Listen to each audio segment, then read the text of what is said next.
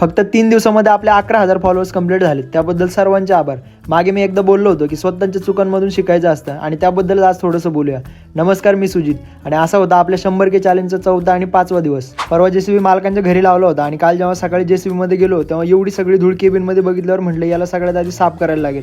कसं असतं, कामाची जागा स्वच्छ असली ना तर कामात सुद्धा मन लागतं. इकडे JCBचा आवाज ऐकून मालकांचा चिरंजीव पळत पळत JCB कडे आला आणि त्याला असलेलं वेड असं JCB मध्ये बसून स्टिअरिंग सोबत खेळताना बघितलं ना की मला पण माझं लहानपण आठवतं. आणि असं कित्येक मुलांसोबत होतं की लहानपणी एखादी गोष्ट फक्त आवड म्हणून शिकलेली असते आणि पुढे जाऊन त्याच गोष्टीचं रूपांतर जबाबदारीमध्ये होतं. आणि लहान वयात अंगावरती पडलेली जबाबदारी पार पाडायला निम्मी मुलं ड्रायव्हर बनतात.